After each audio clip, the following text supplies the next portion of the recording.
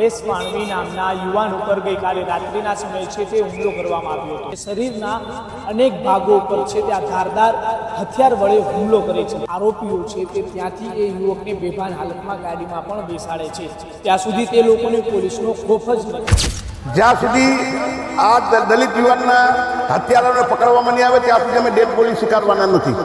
3 વાગ્યા સુધીને અમે પોલીસને અલ્ટિમેટમ આપેલું છે। 3 વાગ્યા સુધીમાં આરોપીને પકડવામાં નહીં આવે તો આ ડેડ બોડી લઈ અને અમે પોલીસ કમિશનરના બંગલે જવાના નથી ડેડ બોડી લઈ। એટલે મને ન્યાય આપો, મારી સરકારને એટલી વિનંતી છે। ભાવેશ વાણવી નામના યુવાન ઉપર ગઈકાલે રાત્રિના સમયે છે તે હુમલો કરવામાં આવ્યો હતો। આ હુમલાની અંદર ધારદાર હથિયારોનો ઉપયોગ કરવામાં આવ્યો હતો ને જે રીતના 5 જેટલા વ્યક્તિઓ છે તે અચાનક જ આ યુવાન ઉપર તૂટી પડે છે અને શરીરના અનેક ભાગો ઉપર છે તે આ ધારદાર હથિયાર વડે હુમલો કરે છે। ત્યારબાદ તેને સારવાર અર્થે સિવિલ હોસ્પિટલ ખાતે લઈ આવવામાં આવે છે। એક વિડીયો પણ સામે આવ્યો છે। આ વિડીયો છે તે રાજકોટ પોલીસની જે રીતના કહીએ કે જે નાકામી ઉપર જે વિડીયો સામે આવ્યો હોય તેવું લાગી રહ્યું છે, કેમ કે એ યુવકને માર મારીને એ જે માર મારનાર આરોપીઓ છે તે ત્યાંથી એ યુવકને બેભાન હાલતમાં ગાડીમાં પણ બેસાડે છે। ત્યાં સુધી તે લોકોને પોલીસનો ખોફ જ નથી। આવી અનેક ઘટનાઓ રાજકોટ શહેરની અંદર સામે આવી રહી છે। ત્યારે દ્રશ્યો પણ દેખાડીશ કે હાલ અત્યારે જે ગઈકાલે રાત્રિના સમયે જે ઘટના સામે આવી હતી ને ત્યારબાદ યુવકને છે તે સારવાર અર્થે રાજકોટના સિવિલ હોસ્પિટલ ખાતે ખસેડવામાં આવ્યો હતો અને વહેલી સવારે આ જે બનાવ છે તે હત્યામાં પલટાયો હતો અને પરિવાર તેમજ સમાજના લોકો છે તે હાલ અત્યારે સિવિલ હોસ્પિટલ ખાતે ભેગા થયા છે। તેમના પરિવાર અને સમાજના આગેવાનોની એક માંગ છે કે જ્યાં સુધી જે આ યુવાન છે જેની હત્યા કરવામાં આવી છે તેને ન્યાય અપાવવામાં ન આવે ત્યાં સુધી આ જે યુવક છે મૃતક તેમનું ડેડ બોડી છે તે સ્વીકારવામાં નહીં આવે। ત્યારે ગઈકાલે જે રીતના હુમલો થયો ત્યારે ડીસીપી જગદીશ બાંગરવા સહિતનો પોલીસ કાફલો છે તે ઘટના સ્થળે પહોંચ્યો હતો અને હાલ અત્યારે પોલીસ દ્વારા છે તે આરોપીઓને પકડવા માટે ચક્રો છે તે ગતિમાન કરવામાં આવ્યા છે। મારો દીકરો થાય ઘટના તો મને કઈ ખબર નથી। છોકરો બિચારો દોડતો કેવા આવ્યો, અમે જમવા બેઠા હતા તો જોયું તો બાપાએ કે તમે ફલાણા ભાઈને ઢીકડા મયુરભાઈને ફોન કરો કે મેં ફોન કર્યો તો એ લોકો પૂગી ગયા તો એ લોકો પછી અમે પાછા એ ઠેકાણે ગયા તો યાર લોહીના ખાબો જ્યાં તો મારો છોકરો તો હતો નહીં ભાઈ માં એને કેમાં લઈ ગયા ક્યાં લઈ ગયા એ કઈ ખબર નથી। હુમલો મેં નામ આપ્યા ભાઈ નામ ભૂલી ગયો। અમારી માંગ એક જ છે, જ્યાં લગી મને ન્યાય નહીં મળે ને ત્યાં લગી મારા દીકરા લાશ સ્વીકારે નહીં।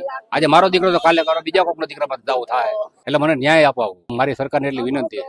ગઈકાલે રાત્રે અમારી સમાજના એક યુવાનની હત્યા થઈ અને હત્યા એટલી અત્યંત ગંભીર વાત કહી શકાય કે જે હત્યા તેને એટલી બધી ક્રૂરતાપૂર્વક મારવામાં આવ્યો છે કે શરીરના અંગમાં જોવા જઈએ તો પગથી માથા સુધી કોઈ એવો અંગ નથી કે ડેમેજ નથી કરવામાં આવ્યો। એકદમ ધારદાર કોઈ હથિયારથી મારવામાં આવ્યો છે અને અત્યંત દુઃખદ બાબત છે કે એને બહુ ભયંકર રીતે મારવામાં આવ્યો। ખાસ કરીને જે કઈ કારણ જાણી શકાવાનું નથી, પણ હું એક મીડિયાના માધ્યમથી કહેવા માંગુ છું કે સમાજની અંદર કે બાબતમાં કંઈક ને કંઈક બાબત બનતી હોય, મનદુખ થતું હોય, કંઈક ને કંઈક હોય, તેના માટે સરકાર છે, એના માટે કોર્ટ છે, એના માટે પોલીસ છે, કોઈ સમાજના આગેવાનનો સંપર્ક કરવો જોઈએ, કંઈક ને કંઈક કરવું જોઈએ જેથી કરીને કોઈ હત્યા કરી નાખવી એ કોઈ સોલ્યુશન નથી। એટલે આવા બનાવ બને તો આ હત્યા એ કોઈ સોલ્યુશન નથી। અને રાજકોટની અંદર મહિનામાં 5-5, 7-7 બનાવ બની રહ્યા છે।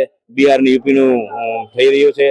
પોલીસના જે જવાબદાર અધિકારીને કહેવા માંગુ છે રાજકોટની પરિસ્થિતિ સુધારવામાં આવે અને પોલીસને સંદેશો આપું છું કે આ જ પ્રકારનું કાયમ ને કાયમ બનતો બને તમે તેનું સોલ્યુશન કોઈ લેવતા નથી। અસામાજિક તત્વો ખુલ્લેઆમ ફરી રહ્યા છે, ભૂમાફિયા ખુલ્લેઆમ ફરી રહ્યા છે અને આવા મર્ડરોને આવા અમારા ભાવેશભાઈ જેવા નવયુવાનો ભોગ લેતા રહે છે। હવે આવનારા દિવસોમાં કોઈને ભોગ ન લેવાય તો પોલીસ આના માટે કડક થાય। રાત્રે એનું કોમ્બિંગ ચાલુ કરવામાં આવે, અસામાજિક તત્વોની યાદી તમે 3000 લોકોની યાદી તૈયાર કરી પણ હજી સુધી અસામાજિક તત્વો તમે પકડ્યા નથી। આવનારા દિવસોમાં પોલીસ એનું કડક ને કડક કરાવે અને અમારા પરિવારજનની માંગણી છે કે જ્યાં સુધી આરોપી નહીં પકડે ત્યાં સુધી બોડી નહીં સ્વીકારે।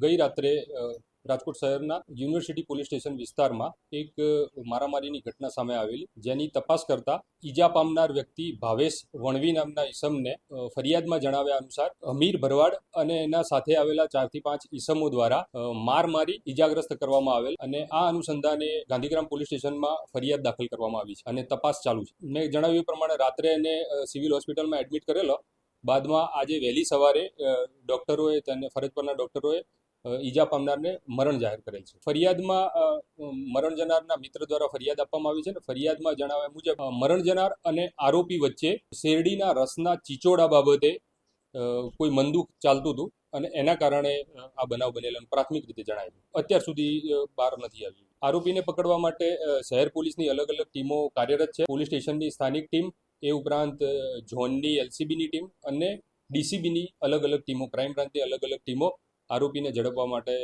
પ્રયત્નશીલ છે. મારું નામ રાજુભાઈ સોલંકી, જુનાગઢ જિલ્લા અનુજાતિ સમાજના પ્રમુખ તરીકે જવાબદારી છે. કાલ રાતે 10:30 વાગે મને રાજકોટમાંથી ફોન આવેલ કે ભાવેશભાઈ વાણવીને ઉપર હુમલો થયેલ છે. ભાવેશભાઈ વાણવી અમારા સમાજના યુવા આગેવાન છે અને જ્યારથી ભારતીય જનતા પાર્ટીની સરકાર છે, છેલ્લા 30 વર્ષથી ગુજરાતમાં ભારતીય જનતા પાર્ટીની સરકાર છે, ત્યારે ક્યાંક ને ક્યાંક દલિત સમાજને તારીખ કરવામાં આવે છે. દલિત સમાજ ઉપર અત્યાચાર ઘટવાની બદલે વધતા જાય છે. જ્યારે ભારત દેશના વડાપ્રધાન શ્રી એમ કહે છે કે દલિતો ઉપર અત્યાચાર ના કરો, મને મારું. સાહેબ, તમને તો કોઈ નહીં મારે, દલિતોને મારે છે. તો જેમ બને એમ દલિત સમાજ ઉપર અત્યાચાર ઓછા થાય એવી અમારી અપેક્ષા છે. જ્યાં સુધી આ દલિત યુવાનના હત્યારાઓને પકડવામાં નહીં આવે ત્યાં સુધી અમે ડેડ બોડી સ્વીકારવાના નથી. 3 વાગ્યા સુધીને અમે પોલીસને અલ્ટિમેટમ આપેલું છે. 3 વાગ્યા સુધીમાં આરોપીને પકડવામાં નહીં આવે તો આ ડેડ બોડી લઈ અને અમે પોલીસ કમિશનરના બંગલે જવાના છીએ. ડેડ બોડી લઈ